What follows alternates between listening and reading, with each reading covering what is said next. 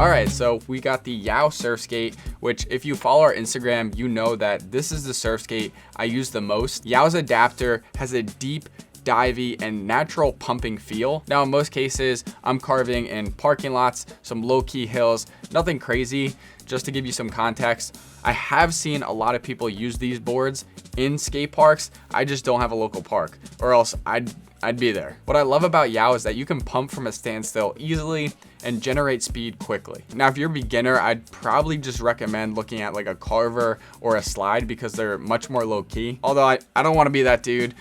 Just know if you go for it, there's definitely going to be a pretty steep learning curve if you've never tried a surf skate before. I also really wouldn't recommend YOW for longer distance cruises.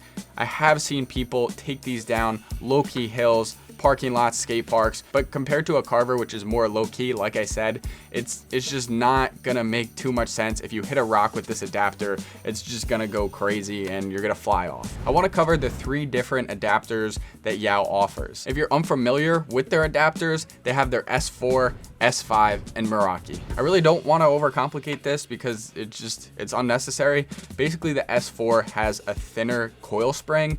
I think it's 4 millimeters, and that just makes it more energetic and jolty. The S5 and Meraki use a thicker spring, 5 millimeters, and there's just more resistance. If you weigh above 110 pounds, the S5 Meraki is most likely the best choice for you. But even though I'm 160, I still do like riding the S4. The S4 almost feels better for slower paced carving, if that makes any sense, because you can do tighter carves with less effort. I think the main takeaway really here is that the S5 and Meraki is gonna make sense for most people, but the S4 is looser, more energetic, jolty. Now, I weighed each adapter individually with the front truck attached, and the S4 was 2.21 pounds, the S5 2.26 pounds, and the Meraki 1.94 pounds. For my uses, low-key transitions, parking lots, I don't really feel like the Meraki's weight difference makes that much of a difference compared to the S4 and S5. I think it might start to make sense more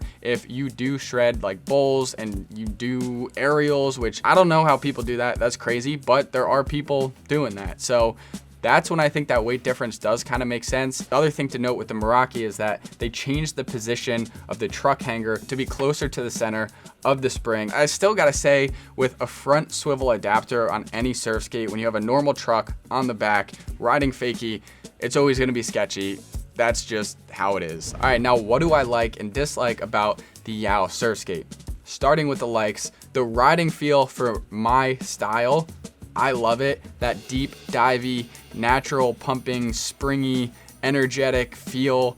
It's beautiful, in my opinion. It's like art, bro. The quality and aesthetic of YOW Surfskates, I think, are top notch. I really do enjoy the wheels. I haven't felt a need to swap them out. For me, I really do like a sharper lip on my surf skates. So when I'm doing those aggressive carves, it doesn't slide out on me. You can see that sometimes I forget that I have a sharp lip and try to slide, and it works to my disadvantage, but we've all been there. If I was to be super nitpicky, I would say that I wish they added built-in spacer bearings similar to what Carver has, just because it's less of a headache swapping out your wheels and not having to keep track of the washers and speeder rings. Now, as far as dislikes go, the one thing I have noticed, I've had 2 S5 adapters, and it seems like after a while that the resistance with the spring isn't as good as when I first got it, which now kind of makes sense why other surf skates out there have features where you can tighten the spring so that you keep that same amount of resistance when you first got it. I don't know if it's possible. I don't know if it's legal from a patent standpoint, but if they could figure out a way to tighten their adapter after some time, although I gotta be clear here, I haven't had, it's not really like that with the Meraki right now. That's really the only thing from like a build quality that I can nitpick there. The other thing I would say is that these things are almost impossible to get right now. And then my last dislike would be that these things have gotten a lot more expensive. When I first bought my YOW 32 pipe, it was like $253, I wanna say, something like that. But now I think they're even more expensive than that. They're like $350 plus without shipping. Okay, so some last little things you might wanna consider before purchasing a YOW Surfskate. The first thing is that you see all these people talking how fun surf skates are, but you don't see a lot of people talking about it's an extra component you're adding on top of the trucks, the wheels, the bearings. So there's more room for error. There's just gonna be a lot more room for stuff to go wrong. I just want people to be aware of that, is that when you're adding another component, there's gonna be some stuff that goes wrong. I mentioned this briefly in the beginning, but there is gonna be a learning curve when you first step on this thing. The last little thing is that if you plan to do power slides and then ride fakie, just know it's hard to ride fakie because of the front swivel adapter with the normal truck in the back. In fact, when I'm doing reverts, I automatically just switch back to regular because it's mad sketchy riding fakie on these things. And lastly, I just wanted to give a shout out to Steve from Surfskate Love. He's got a bunch of in-depth videos on every sort of Surfskate adapter you could think of.